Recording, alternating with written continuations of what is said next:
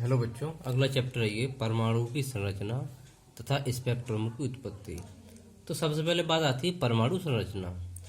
तो पुराने समय में काफ़ी पहले द्रव्य की जो रचना होती है, द्रव्य का मतलब होता है जो पदार्थ का सबसे छोटा भाग, उसकी जो संरचना होती है उसके बारे में ये कहा जाता था कि जो पदार्थ है वो बहुत छोटे छोटे कणों से मिलकर बना है। यानी प्रत्येक पदार्थ क्या है, छोटे छोटे कणों से मिलकर बना है। लेकिन इसके बारे में पहले कोई प्रैक्टिकल नहीं था जिससे कि उसकी हम पुष्टि कर सकें। तो 1803 में एक वैज्ञानिक थे डाल्टन ने परमाणु सिद्धांत का प्रतिपादन करा और उन्होंने ये बताया कि जो पदार्थ होता है वो छोटे छोटे कणों से मिलकर बना होता है। मतलब इन्हें एक सिद्धांत दे दिया, ठीक है, और बता दिया कि जो प्रत्येक पदार्थ है वो छोटे छोटे कणों से मिलकर बना होता है, जिन्हें हम परमाणु कहते हैं। और डाल्टन ने ये बताया कि जो परमाणु होता है उसको हम किसी भी भौतिक या रासायनिक विधि द्वारा विभाजित नहीं कर सकते। तो ये बात काफ़ी पहले बताई थी उन्होंने, ठीक है। तो उसके बाद और कई वैज्ञानिक आए, एक आए जे टॉमसन। तो जे टॉमसन ने क्या करा, काफ़ी समय बाद इलेक्ट्रॉन की खोज करी जो कि परमाणु के अंदर होता है, जो परमाणु के अंदर होता है। तो अब वो इलेक्ट्रॉन एक तरीके का कड़ी होता है, उसकी खोज हो गई।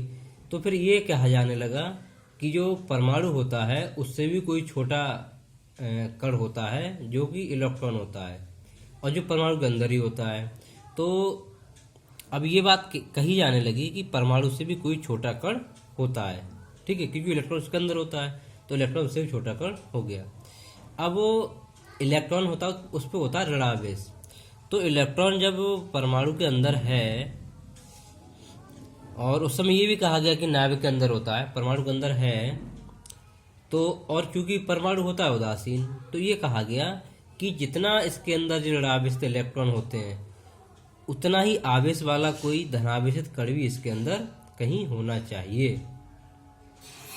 और इसके अलावा इलेक्ट्रॉन होता है उसका द्रव्यमान जो परमाणु तुलना में बहुत ज़्यादा कम होता है, इसलिए जो है परमाणु का जो द्रव्यमान है, टोटल द्रव्यमान है, उसमें उपस्थित धनावेश के द्वारा ही माना गया, ठीक है। और इसके बाद ये सब बातें बताई थी जे टॉमसन ने। जे टॉमसन के बाद आए रदरफोर्ड। तो रदरफोर्ड ने क्या किया, अल्फा कणों के प्रकीर्णन का प्रयोग करा और उन्होंने ये देखा कि उन्होंने क्या किया, प्रयोग को करने के लिए एक सोने की पन्नी ली, बहुत पतली सी, और उस पन्नी पर अल्फा कणों की बमबारी कर दी, यानी अल्फा कण उसकी ओर को उन्होंने भेज दिए। तो उन्होंने ये देखा कि ये स्वर्ण पन्नी है उससे गुजरते हुए जो अल्फा कण थे वो विभिन्न दिशाओं में विक्षेपित हो रहे थे, इस तरीके से, जैसे कोई सीधा जा रहा था, कोई इधर जा रहा था, कोई इधर जा रहा था, कोई इधर जा रहा था, इस तरीके से विक्षेपित हो रहे थे। तो जो विक्षेपित होने की घटना है इसे कहते हैं हम प्रकीर्णन। तो इस प्रकीर्णन के आधार पर उन्होंने कुछ तथ्य प्रस्तुत करे।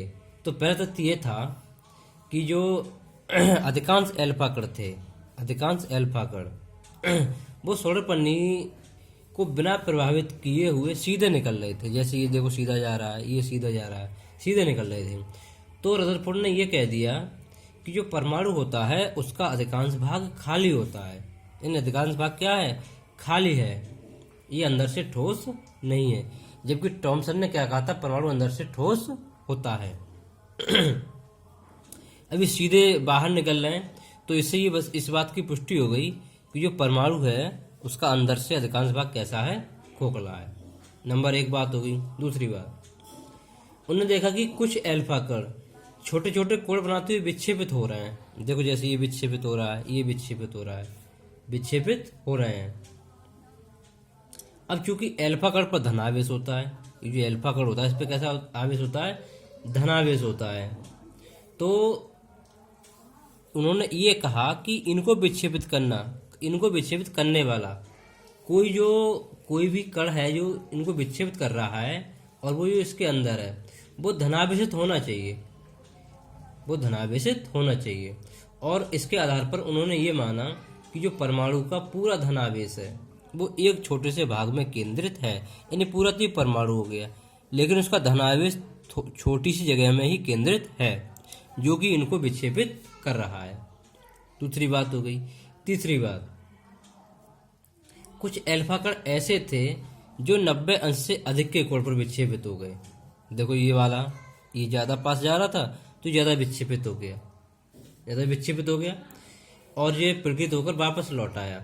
इससे ये पता चला कि जो धनावेशित एल्फा कण हैं वो जब वो सोने की जो पन्नी है उसके परमाणुओं में से गुजरते हैं तो किसी एल्फा कण पर इतना प्रतिकर्षण बल लगता है कि वह तीव्रगामी एल्फा कण को वापस लौटा देता है।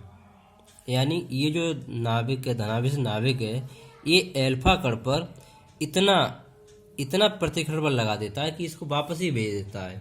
तो इस आधार पर इन्होंने ये मान लिया कि जो इसका धनावेश है परमाणु का, वो परमाणु के भीतर एक छोटे से भाग में केंद्रित है और इस स्थान को नाभिक कहते हैं। इसकी त्रिज्या 10⁻⁻15 मीटर की होती है। ठीक है। और चौथी बात, उन्होंने बताया कि एल्फा कणों के प्रकीर्णन के प्रयोग द्वारा इन्हें जो कूलाम का नियम है उसको भी साबित कर दिया, क्योंकि एल्फा कण पर धनावेश था और इस पर भी धनावेश है, तो ये इसको प्रतिकर्षित कर रहा है। ये इसको क्या कर रहा है? प्रतिकर्षित कर रहा है। अब जो जितना इसके ज़्यादा पास जाएगा, जितनी इनके बीच की दूरी कम होगी, उतना ही ज़्यादा विक्षेपित हो जाएगा। तो इससे कूलाम के नियम की पुष्टि हो गई। ठीक है। तो इस तरीके से ये रदरफोर्ड के एल्फा कणों के प्रकीर्णन का प्रयोग था।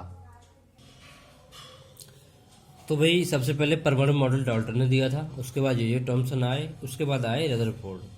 तो रदरफोर्ड का जो परमाणु मॉडल है, उनने परमाणु के बारे में क्या बताया उसके बारे में हम लोग पढ़ेंगे अभी। ठीक है। तो रदरफोर्ड हैं, उनने एक परमाणु का मॉडल प्रस्तुत करा जिसने जे टॉमसन के मॉडल को फेल कर दिया। क्योंकि जे टॉमसन ने ये माना था कि जो परमाणु का धनावेश है वो पूरे भाग में वितरित रहता है समान रूप से, और इलेक्ट्रॉन उसमें तरबूज के जो बीज होते हैं उसकी तरह धसे हुए रहते हैं। लेकिन रदरफोर्ड ने उनकी बात को फेल कर दिया अपने एल्फा कण प्रकीर्णन के प्रयोग द्वारा, और उन्होंने एक नया मॉडल प्रस्तुत करा। और उस मॉडल के अनुसार उन्होंने ये बताया कि जो परमाणु होता है उसका जो पूरा धनावेश होता है वो एक छोटे से भाग में केंद्रित रहता है, जिसे हम क्या कहते हैं? नाभिक कहते हैं, जिसकी त्रिज्या 10⁻15 मीटर की कोटि की होती है। और जो इलेक्ट्रॉन होते हैं वो उसमें नाभिक में ना होके बल्कि चारों ओर वितरित रहते हैं, विभिन्न कक्षाओं में घूमते रहते हैं। तो कहने मतलब ये हुआ कि जो नाभिक होता है वो एक 10⁻15 मीटर की कोटि की त्रिज्या के बराबर होता है, और नाभिक के चारों ओर, नाभिक के जो ये वाला नाभिक हो गया, तो नाभिक के चारों ओर 10⁻10 मीटर की कोटि की त्रिज्या के खोखले गोले में, ये खोखला गोला मान लिया उनने, खोखले गोले में इलेक्ट्रॉन वितरित रहते हैं। अब जो इलेक्ट्रॉन होते हैं उनका जो कुल ऋणावेश होता है वो नाभिक के धनावेश के बराबर होता है। यानी जितने इलेक्ट्रॉनों का ऋणावेश होगा उतना ही नाभिक का धनावेश होगा। और रदरफोर्ड ने ये परिकल्पना की कि ये जो इलेक्ट्रॉन होते हैं ये स्थिर नहीं होते, बल्कि ये नाभिक के चारों ओर विभिन्न कक्षाओं में घूमते रहते हैं, और इनको घूमने के लिए जो आवश्यक अपकेंद्र बल होता है, घूमने के लिए आवश्यक अपकेंद्र बल होता है वो नाभिक और इलेक्ट्रॉन के बीच लगने वाले वैद्युत आकर्षण बल से प्राप्त होता है। तो इस आधार पर इनने अपना परमाणु मॉडल प्रस्तुत करा, लेकिन इनके मॉडल में कुछ कमियां रह गई। क्या कमियां रह गई? नंबर एक कमियां परमाणु के स्थायित्व के संबंध में। पहली कमी ये थी परमाणु के स्थायित्व के संबंध में।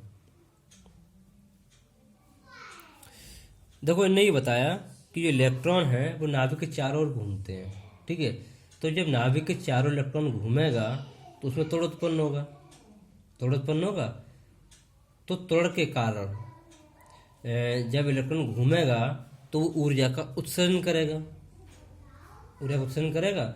और नाभिक के जब चारों ओर घूम रहा है तो उसकी ऊर्जा धीरे धीरे कम होती जाएगी, क्योंकि लगातार क्या कर रहा है, ऊर्जा का उत्सर्जन कर रहा है, तो उसकी ऊर्जा कम होती जाएगी। और ऊर्जा कम होने की वजह से उसकी वृत्तीय कक्षा है, वृत्तीय त्रिज्या है, वो भी कम होती जाएगी। और अंत में क्या होगा, इलेक्ट्रॉन नाभिक में गिर जाएगा, जिससे परमाणु खत्म हो जाएगा। इस तरीके से माना भाई, जैसे ये धनावेश है तो इलेक्ट्रॉन इस तरीके से घूम रहा है उसके चारों ओर, इस तरीके से ऐसे मान लिया। अब इलेक्ट्रॉन घूमेगा भाई तो उसकी कक्षा छोटी होती चली जाएगी और अंत में क्या होगा, वह नाभिक में गिर जाएगा और इससे परमाणु खत्म हो जाएगा। दूसरी कमी क्या थी, रेखीय स्पेक्ट्रम, रेखीय स्पेक्ट्रम की व्याख्या के संबंध में, व्याख्या के संबंध में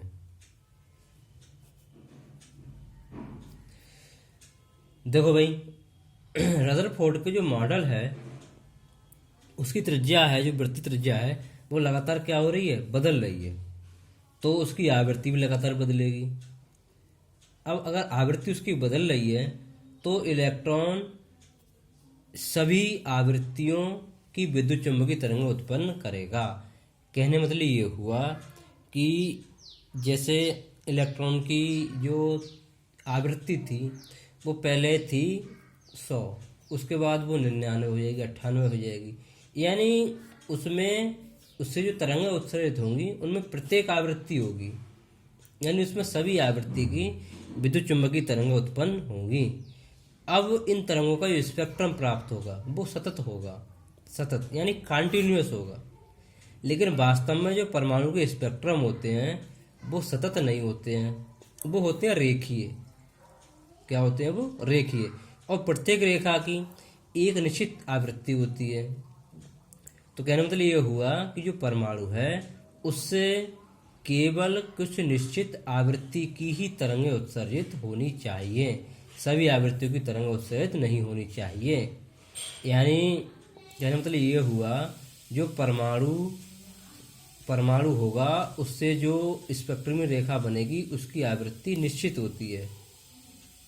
कैसी होती है, निश्चित आवृत्ति होती है। और परमाणु से केवल कुछ निश्चित आवृत्ति की तरंगें उत्सर्जित होती हैं, सभी आवृत्ति की तरंगें उत्सर्जित नहीं होती हैं। तो जो रदरफोर्ड बता रहे थे कि वो स्पेक्ट्रम होता है, सतत होता है, लेकिन वास्तव में स्पेक्ट्रम कैसा होता है, रेखीय होता है। तो इसलिए इनका मॉडल इन दो बातों की व्याख्या नहीं कर सका और इनका मॉडल भी फेल हो गया। अब इनकी कमियों को दूर किया बोर ने। इसके बाद आता है बोर का परमाणु मॉडल।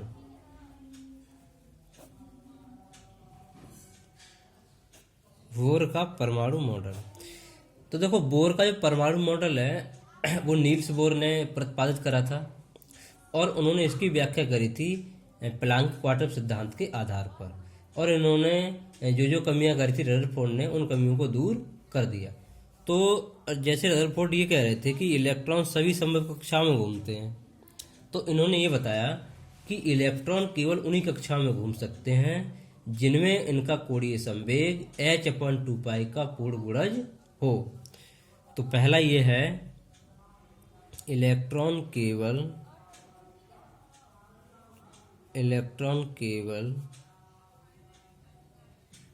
उन्हीं कक्षाओं में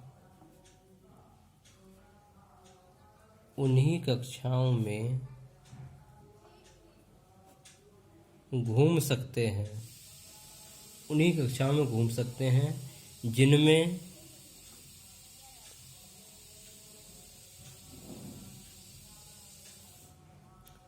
उनका कोणीय संवेग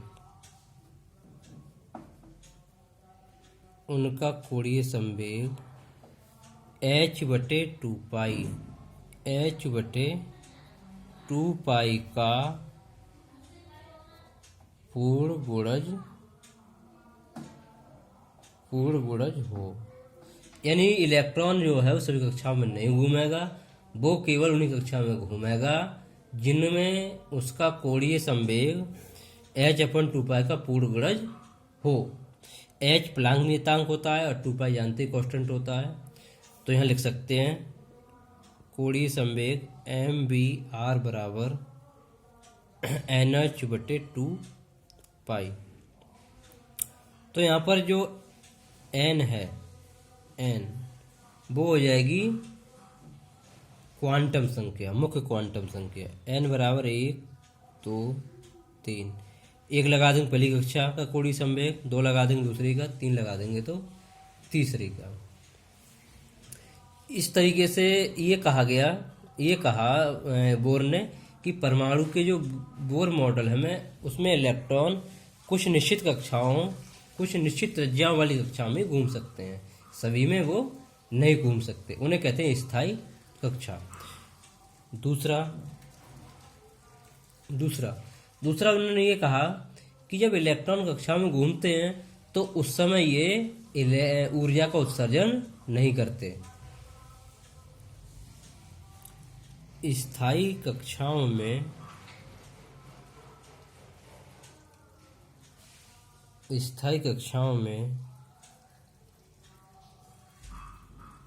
घूमते समय इलेक्ट्रॉन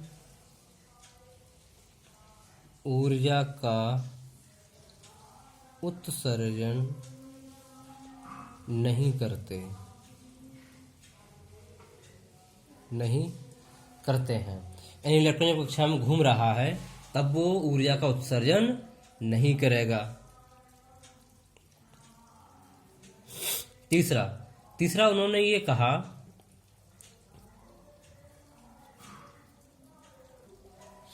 देखो, तीसरा पॉइंट ये था भाई, जो बोर का परमाणु मॉडल इस तरीके का मॉडल है, वो इसमें ये धनावेश है इसके अंदर और इलेक्ट्रॉन इस तरीके से कक्षा में घूम रहा है, पहली कक्षा ये, दूसरे ये, तीसरे ये।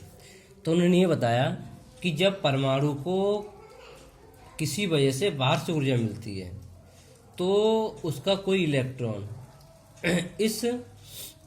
जैसे क्या हुआ, परमाणु बाहर से ऊर्जा मिली तो ऊर्जा किसने ग्रहण करी, वो इलेक्ट्रॉन ने।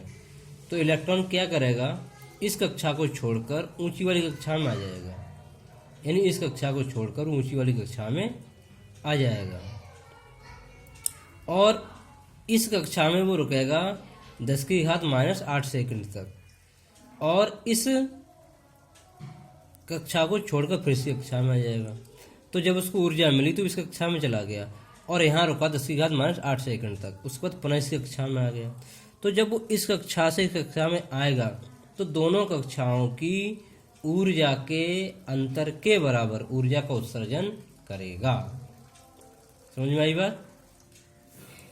तो लिख देते हैं, यदि जब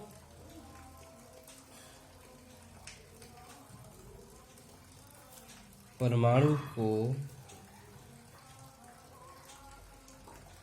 किसी कारणवश बाहर से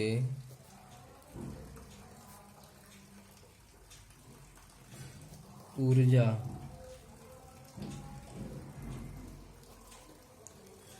मिलती है तो उसका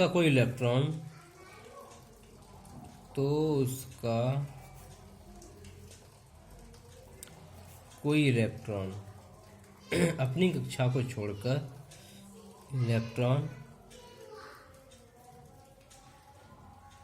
अपनी कक्षा को छोड़कर किसी ऊंची कक्षा में चला जाता है, किसी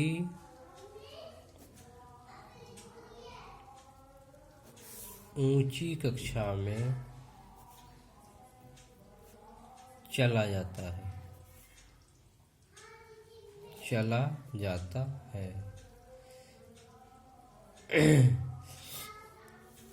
और वहाँ यह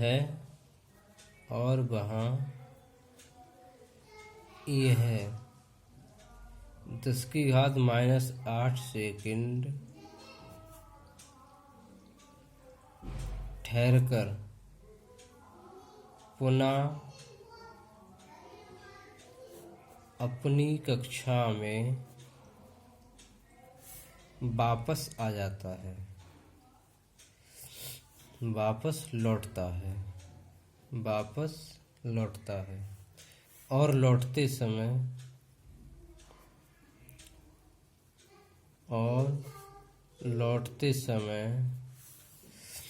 विद्युत चुंबकीय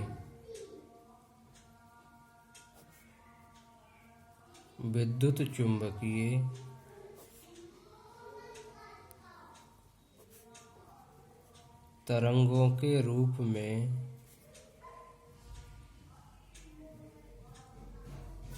ऊर्जा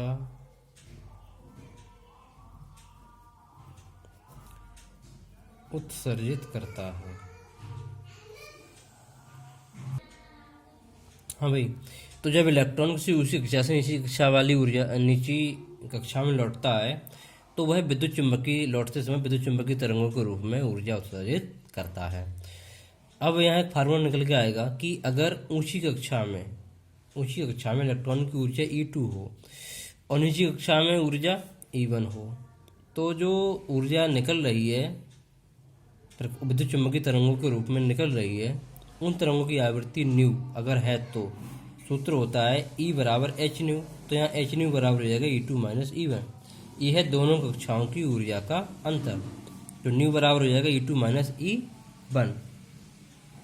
इस तरह से एक फार्मूला प्राप्त हो गया हमें भाई कि जो इलेक्ट्रॉन ऊर्जा का उत्सर्जन करता है वो दोनों कक्षाओं की ऊर्जा के अंतर के बराबर होता है। और ये जो इलेक्ट्रॉन ऊर्जा का उत्सर्जन कर रहा है या परमाणु से ऊर्जा का उत्सर्जन केवल हो रहा है तो तभी होता है जब कोई इलेक्ट्रॉन किसी निश्चित ऊंची कक्षा से निश्चित नीची कक्षा में लौटता है। अतः किसी परमाणु से केवल कुछ निश्चित आवृत्तियों की ही तरंगें उत्सर्जित होती हैं, जिनके कारण रेखीय स्पेक्ट्रम प्राप्त होता है, जिनमें तीव्र रेखाएं होती हैं। इसके आधार पर हाइड्रोजन के स्पेक्ट्रम की सफल व्याख्या की गई है। किसके आधार पर? बोर के परमाणु मॉडल के आधार पर। तो ये बोर का परमाणु मॉडल है, वही आधुनिक भौतिकी का आधार है और इसलिए इन्हें इतने बढ़िया मॉडल को प्रस्तुत करने की वजह से 1922 में नोबेल पुरस्कार प्रदान किया गया। इसके बाद में और भी कई लोगों ने परमाणु मॉडल दिया है, सोमरफील्ड हैं, डी ब्रोगली हैं, इनने भी सुधार करे। ठीक है, अब इनका जो परमाणु मॉडल है ये एक इलेक्ट्रॉन वाले परमाणु के लिए माना गया है। अब एक इलेक्ट्रॉन किस में होता है भाई? तो अगला हेडिंग आता है हाइड्रोजन।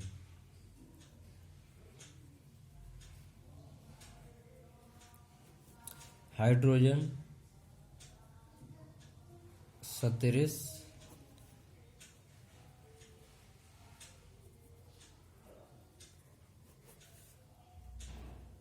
परमाणुओं का बोर सिद्धांत। देखो, हाइड्रोजन सदृश इसका मतलब है हाइड्रोजन जैसे परमाणुओं के लिए बोर का सिद्धांत है, वो हम बताएंगे भी। ठीक हो देखिए भाई, यहाँ पर एक ऐसे उसकी बात हो रही है जिसमें केवल एक इलेक्ट्रॉन होगा। Ze ये पूरा धनावेश है। ठीक है, ये नाभिक में केंद्रित है। ये क्या है? नाभिक। और इससे r दूरी पर ये कक्षा है कोई r दूरी पर, और इसमें ये इलेक्ट्रॉन इस तरीके से घूम रहा है। ठीक है, इलेक्ट्रॉन इसकी ओर घूम रहा है। अब हाइड्रोजन जैसे परमाणु में एक इलेक्ट्रॉन होता है जो कि नाभिक के चारों ओर एक स्थायी कक्षा में घूम रहा है। ठीक है, माना स्मॉल m व b इलेक्ट्रॉन के E क्या है? आवेश। m क्या है? द्रव्यमान। और b क्या है? वेग है। और r क्या है? यहाँ पर त्रिज्या। r कक्षा की आर है कक्षा की त्रिज्या। तो जो इलेक्ट्रॉन घूम रहा है उसका वेग किस बात पर डिपेंड करेगा, उसकी त्रिज्या किस बात पर डिपेंड करेगी, वो सब चीज़ें हम यहाँ पर ज्ञात करेंगे। अब जो नाभिक का धनावेश है वो कितना है, जेड ई। जेड क्या होता है, यहाँ पर परमाणु क्रमांक होता है, ठीक है। और हाइड्रोजन परमाणु के लिए जेड बराबर क्या हो जाएगा, 1। अब जब इलेक्ट्रॉन इसके चारों ओर घूम रहा है तो उसको घूमने के लिए जो आवश्यक अवकेंद्र बल है वो नाभिक इसके और इलेक्ट्रॉन के बीच लगने वाले आकर्षण बल से प्राप्त होगा। कौन सा बल, अभिकेंद्र बल। देखो भाई जब इलेक्ट्रॉन इसके चारों ओर अपनी कक्षा में घूमेगा तो उसको घूमने के लिए एक अभिकेंद्र बल की आवश्यकता होगी। तो अभिकेंद्र बल है वो प्राप्त होगा इलेक्ट्रॉन और नाभिक के बीच लगने वाले स्थिर वैद्युत आकर्षण बल के द्वारा। तो हमने कूलाम का नियम पढ़ा था भाई कि दो आवेश के बीच लगने वाले आकर्षण अथवा प्रतिकर्षण बल का मान F बराबर इतना होता है, ठीक है। अब F क्या है, अभिकेंद्र बल है। तो अगर द्रव्यमान m है, वेग v है, त्रिज्या r है, तो अभिकेंद्र बल हो जाएगा mv²/r बराबर ये इसके बराबर हो जाएगा। अब देखो यहाँ से इससे जो स्क्वायर कट जाएगा, तो मैं से यहाँ से अगर mv² बराबर निकालूँ तो क्या हो जाएगा, तो जो हो जाएगा mv² बराबर जेड ई स्क्वायर बटे 4 एप्सिलॉन नॉट r। इसे मान लो समीकरण नंबर 1 हो गया, ठीक है। और कोणीय संवेग क्या होता है, कोणीय संवेग था mvr बराबर nh/2π, ये था। इसे मान लो समीकरण नंबर 2। कोई नई बात नहीं है, सभी हम जानते हैं, ठीक है। h क्या होता है, प्लांक नियतांक, और n क्या होती है, क्वांटम संख्या। अब यहाँ समीकरण 2 है, समीकरण 2 का वर्ग करके समीकरण 2 का वर्ग करके समीकरण 1 से भाग। देखो समीकरण 2 का वर्ग करूंगा मैं और उसमें समीकरण 1 से भाग करूंगा, तो जो हो जाएगा m² v² r², और इससे भाग तो mv² बराबर इसका स्क्वायर n² h² बटे जो हो जाएगा 4 π²। अब इससे भाग हो रही है तो इसमें ZE² तो नीचे आ जाएगा, ZE², और जो 4π है ये ऊपर चला जाएगा, 4π एप्सिलॉन नॉट r। इस तरीके से हो जाएगा ये। अब यहाँ पर J कट जाएगा, इससे J² कट जाएगा, स्क्वायर कट जाएगा, और B² से B² कट जाएगा, और यहाँ पर एक r ये आ रहा है, इससे J r कट गया, तो बचा क्या बराबर वो लिख देता हूँ मैं। यहाँ बचेगा r और एक यहाँ m बचा है, वो m मैं यहाँ ले आता हूँ, ठीक है। और यहाँ एक n² आ रहा है तो n² लिख दिया मैंने, ठीक है। इसके बाद बचा है h², और जो 4 से 4 कट गया, पाई से पाई कट गया, n² तो यहाँ लिख दिया मैंने। अब बचा यहाँ पर h², और यहाँ बचा एप्सिलॉन नॉट बटे क्या बचा, पाई। ये m यहाँ आ रहा है, m ZE² बराबर लिख सकते हैं r बराबर n², और ये सब इकट्ठा लिख दो भाई, h² एप्सिलॉन नॉट बटे पाई m ZE²। E square. तो यहाँ पर त्रिज्या आ गई है भाई, ठीक है। आर का मतलब क्या है? स्थायी कक्षा की त्रिज्या। तो इसमें जो आर है वो किस पे डिपेंड कर रहा है? आर अनुक्रमानुपाती एन स्क्वायर, क्योंकि देखो बाकी के मान सब निश्चित होते हैं, केवल एन का ही मान बदलेगा। एच का मान प्लग नियतांक निश्चित, एप्सिलॉन नॉट का मान निश्चित, पाई का मान निश्चित, एम द्रव्यमान निश्चित, जेड परमाणु क्रमांक निश्चित, ई इलेक्ट्रॉन का आवेश निश्चित। ये सब निश्चित हो गए।